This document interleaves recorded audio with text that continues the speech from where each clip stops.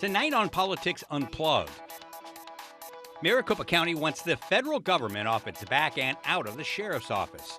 We'll speak to the chairman of the Board of Supervisors about what comes next. The War Department's war on Arizona Senator Mark Kelly escalates. And President Trump teased a big primetime announcement, but then came the speech. No announcement. How will the nationwide address hit with voters? The panel tries to make sense of it all, now on Politics Unplugged. Good evening. I'm political editor Dennis Welch, and this is Politics Unplugged. And for years, the Maricopa County Sheriff's Office has been under federal oversight because of racial profiling under then-Sheriff Joe Arpaio. Now, the county has filed motion to end that oversight, and here to talk about that is Thomas Galvin, the chairman of the Maricopa County Board of Supervisors. I want to thank you very much for being here. So what exactly did you file, and what happens now? First of all, hello and Merry Christmas. Sure. We have been through this federal oversight for over 15 years. There's been 4 sheriffs overseeing the sheriff's office. And just like every other elected office, the sheriff is accountable to the voters of Maricopa County. But what we filed in court this week was we told the judge his case, this entire oversight, has basically been a success because all of the reasons that were the basis for the lawsuit don't exist today. There are no discriminatory policies at the sheriff's office.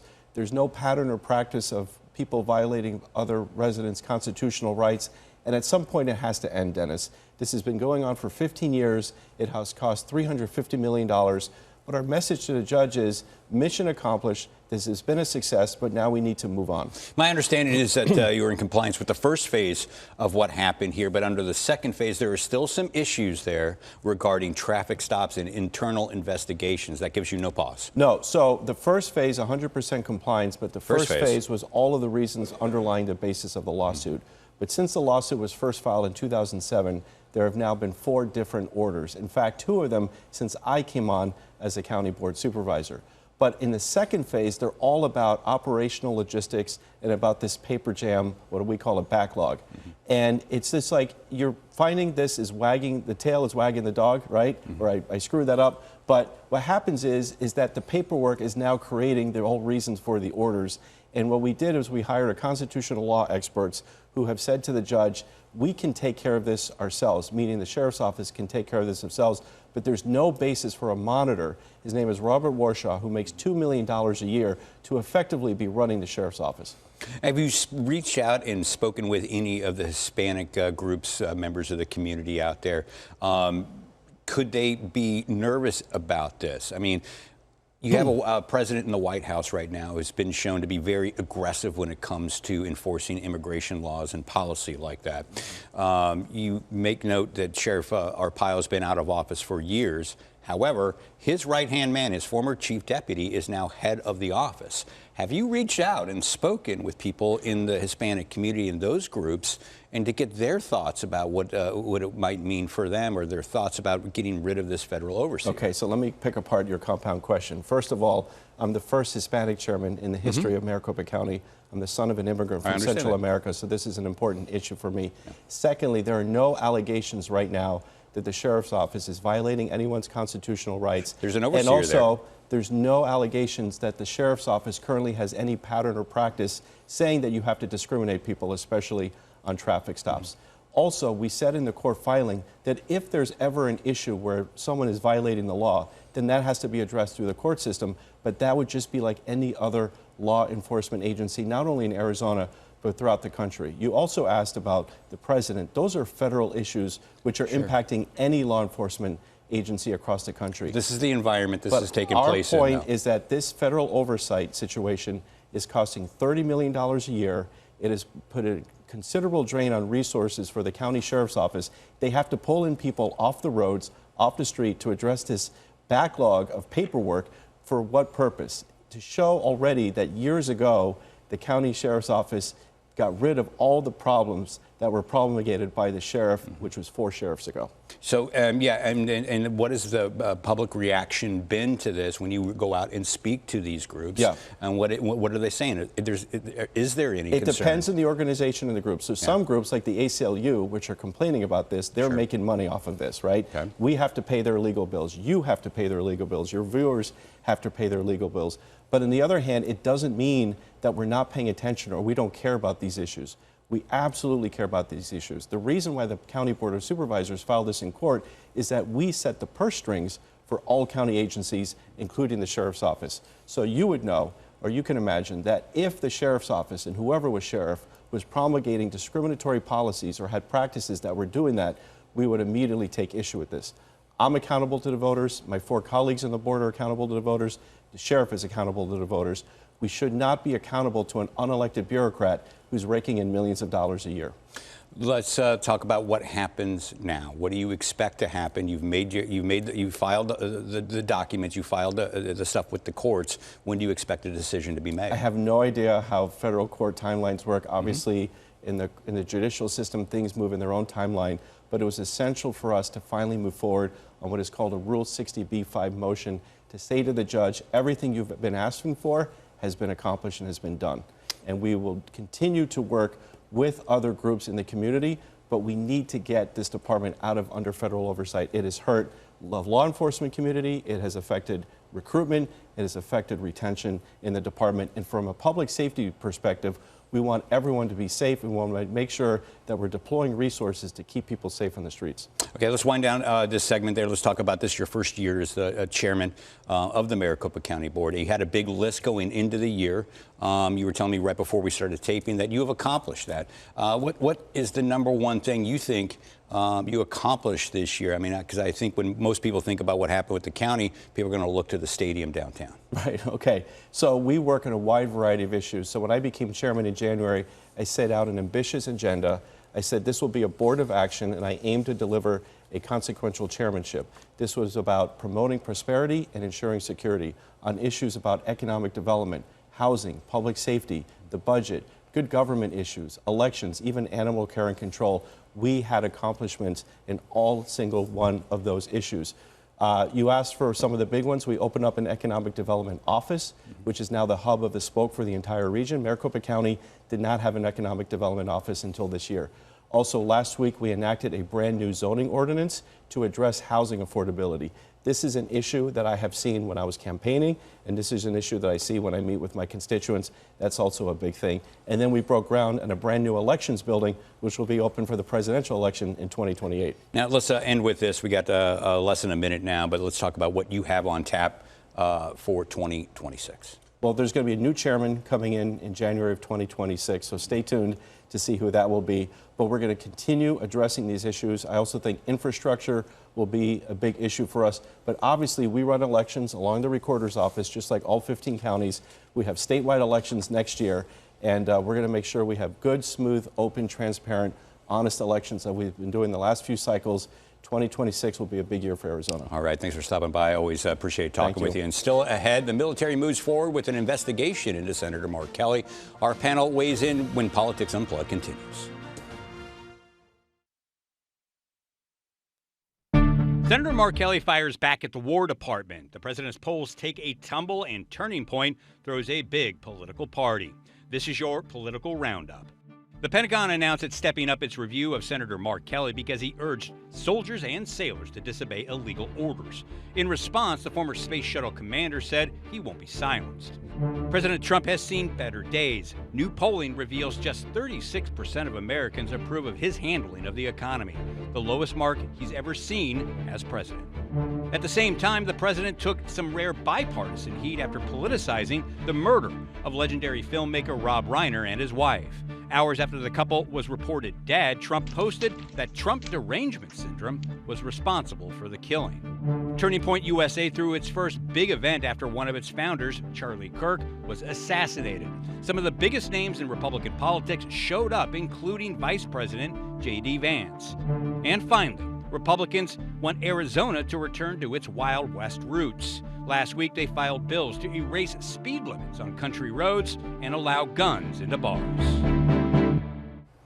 And let's bring in our panel to talk about all of that. Democratic political consultant Roy Herrera and Republican Wes Gullett. Thanks for being here. A lot to break down, a lot to get through. Let's start with you.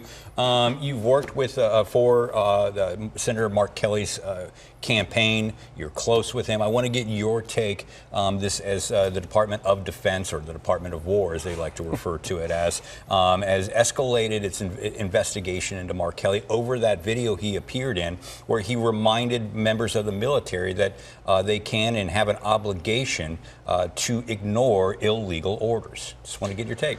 Well, as Senator Kelly has made clear, that this is an example of an abuse of power by this administration. And any attempt, any proceeding that could go forward related to this would be unconstitutional, because at the end of the day, Senator Kelly has just repeated what is a principle of military law, that service members have a duty to refuse illegal orders. And that is a principle that Secretary Hegseth himself has stated a number of years ago. So if anything, the Secretary believes in the same thing, according to his public statements. So at this point, we'll see how it proceeds. I think Senator Kelly has made clear, that nothing has really gone forward. I mean, it's been mostly public threats from the Secretary and nothing else. But as Senator Kelly has made clear, he's not going to be silenced about this. At the end of the day, he's got an obligation to state what is correct under the law. And I think the other thing that is more important here ultimately is a real question and concern that people have, that this administration has committed potential war crimes in Venezuela. And that ultimately is, I think, what everyone needs to be focused on. And this secretary has said, obviously that hasn't happened, but he hasn't released the very video, that has been the subject on these boat strikes in Venezuela, that has been the subject of these concerns. So if nothing was wrong with what he ordered, then ultimately, why don't we see the video? And let's talk a little bit about, there's the legal stuff going on. It appears he's just, Kelly was just repeating what the federal law was. There are questions about, Kelly has said he's protected by the debate clause in free speech as well. But politically speaking, was it a good move for him to do what he did with that video? From his perspective, yes, I think there are some consequences that he didn't think about. And I had a really interesting conversation with a neighbor of mine who's a moderate Republican, retired military officer, and he's like, you can't say that stuff because these kids who are 18, 19 years old, they can't make a judgment about that, and it starts to break down the chain of command. He asked me, what kind of guy is Kelly? I like Mark Kelly. I think he's a stand-up person. I think he was saying the right things. But my neighbor, who is one of his swing voters and he needs to get to win his election, is really questioning his what he did. Yeah, and where do we go? Where does this go from here? I mean, we saw some reporting this week that Secretary of Defense Hegseth and Kelly got into a bit of a verbal spat during one of these briefings. I mean, what happens from here on out? Well, again, from the public reporting I've seen about that briefing, this is another example of Senator Kelly doing his job and making sure that there's accountability with the Department of Defense. And instead of answering the questions as he was obligated to, the Secretary just deflected by blaming Senator Kelly for things that he didn't agree with, ignoring the question completely. So where does it go forward? I don't know. I mean, obviously, we are all, I think, a bit concerned about what's going to be happening in Venezuela. I mean, any day now, when the president had his primetime speech the other day, which really amounted to nothing, but I think there was a real concern he was just going to be announcing war with Venezuela at that point, because we just don't know what's going on. So again, I would add, to Senator Kelly's point, I mean, this is a person who has flown literally dozens of combat missions, has flown into space for his country. He is obviously a combat veteran and a patriot, and he wouldn't be, stating these things unless it was for, the better of the country. In other words, to be stating what is the law and the obligations that service members have. I will also add that I even saw this week that the top lawyer for the Joint Chiefs of Staff has indicated in his advice to the Joint Chiefs of Staff a similar idea, a statement of the law that Senator Kelly has stated, which is, again, if you receive an unlawful order, it is your duty to not follow that unlawful order. Again, that is something that all service members are obligated to do. All right, let's move now to downtown Phoenix, where it seems to be the center of Republican politics this week. Turning Point USA is having their America Fest, their annual America Fest, but this is the first one they've hosted since Charlie Kirk was assassinated. It seems like there was quite a bit at stake stake here with this event because Erica Kirk, his widow, has taken over, and maybe a lot at stake here to show that the organization is doing fine and can move forward. Do you agree with that? Oh yeah, 100%. And I think that your Arizona Family's coverage has been extensive about this, and I think you were talking about it this morning on the news when I was watching that this is a job interview. She's at the board of directors, and she's knocking it out of the park. And it's almost, I don't agree with everything about Turning Point. I have enormous respect for their ability to organize, their ability to change the world. If it wasn't for Turning Point, Donald Trump would not be president of the United States. And then to have the leader assassinated on television and have the wife have to stand up and do that, I mean, it's really incredible. And she's doing a remarkable job. Now, all that said, what is the consequence of all this activity and that positiveness? It's a big problem for the Democrats. All right, we're going to have to take a quick break right there. But when we come back, our panel breaks down President Donald Trump's speech. That's next on Politics Unplugged. And to get more in-depth on the issues, check out the Politics Unplugged podcast. This week, I'm joined by Axios reporter Jessica Boehm. The Politics Unplugged podcast drops every Sunday evening wherever you get your podcasts. And let's bring the panel back in. Thanks for sticking around, gentlemen. Let's talk a little bit. This week, President Donald Trump had teased a big announcement, his address, primetime address to the nation. Not much of an announcement in this. It seemed like, other than giving military members a bonus check of $1,000, $2,000. $1,776. It was a 20-minute speech that was just very kind of angry and a list of grievances, right? Well, you know, it's his excuse to get on TV. So it was an important, he had a lot to get off his chest. He wanted to get it off his chest. He was tired of typing, so he wanted to give a speech. And so that's how it all came about. Nothing burger. And in the spirit of Festivus, I mean, he laid out a lot of things, people he was unhappy with. But there was no feat of strength. Which is a Festivus. Oh, yes. Oh, yes. Let me ask you this. I mean, you know, we're about a year into this. Donald Trump is still blaming the Biden administration. Can you, politically speaking, can you still get away with blaming the prior administration? Because when you come into office, I mean, that's an obvious scapegoat. It's a time-honored tradition in politics. Blame the person before me. But a year in now, voters going to buy that. Well, I mean, that's his go-to playbook, is to blame Biden for everything. But the problem is, the further away we get from, you know, last administration, the harder it is to make the argument. Because at the end of the day, we're here, you know, a year into his presidency, and a lot of the things he said were going to happen when it comes to making things more affordable, for example, have not happened. In fact, it's just been even more chaotic, you know, first year this time around than the last term that he was president. So I don't think it's going to work. But I do think that this primetime address, to Wes's point, was really about him just trying to get things off his chest and you know, inaccurately portray, I think, his, you know, purported accomplishments in the first year. But nothing came out of it. I mean, it used to be that these primetime addresses would be something significant, but this was just him basically, you know, telling the world who he doesn't like. I think you pointed it out well. It was a relief that we didn't go to war with Venezuela. Yes.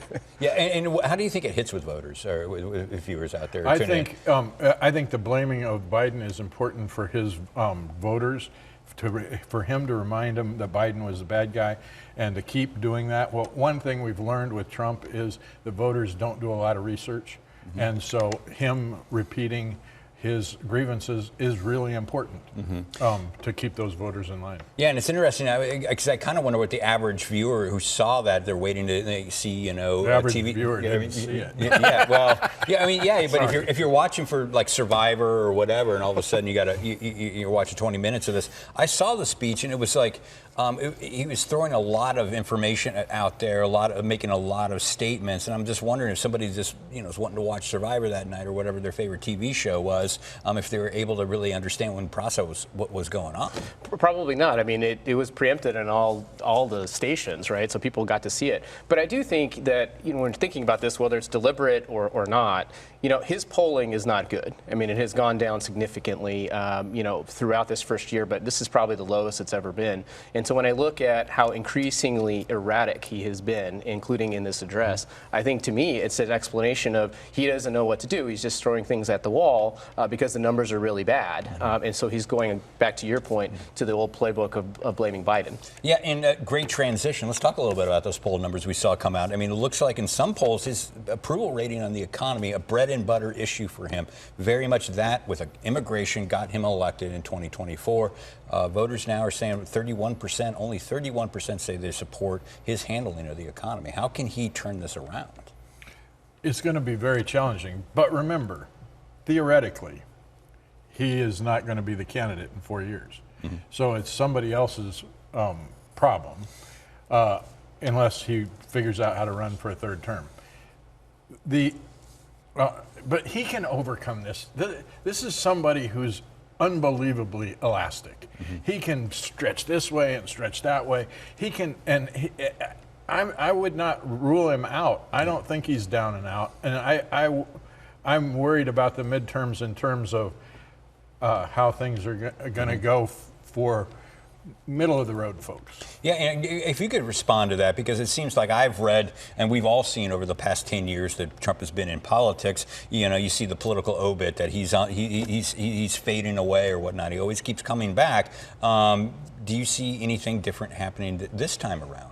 I do. I mean, to Wes's point, you know, will anything happen to him? Probably not. I mean, he's wealthy beyond anyone's imagination, and he will, you know, be done with this term and move on with his life. But the people that are going to face the repercussions here, I think, are going to be congressional Republicans in the midterms next year. Because although Trump has, you know, had a very long life in politics and some successes, when he is not on the ballot, we've saw it in the midterm of his first term, Democrats did very, very well. When he's not on the ballot, Republicans generally have suffered during this Trump era, and I don't think this is going to be any different going next year. I mean, it's traditional that the party in power loses seats, but when you've got a president that's approval ratings are in the high 30s, we're looking at, you know, a very real possibility and probably likelihood that Democrats take the House at the very least and do well in the statewide races here. Yeah, and that point is very much taken. I mean, when he's on the ballot, it's very different for Republicans than when he's not on the ballot. Let's talk a little bit about the big news this week was he politicized the brutal murder of Rob Reiner and his wife. Hours after it was reported that they were killed. It looks like, according to reports now, that they may have been killed, at least allegedly, by their son.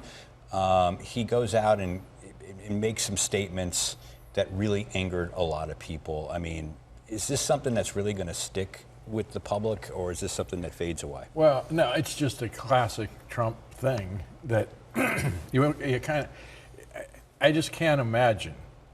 I can't imagine saying that about somebody who was brutally murdered. It doesn't, to politicize it, to do anything but say, oh my God, I'm so sorry. Especially at the holiday season. This is the season of the birth of Jesus Christ, our Lord and Savior, mine and Donald Trump, supposedly. You don't say stuff like that. You just don't do it. Yeah.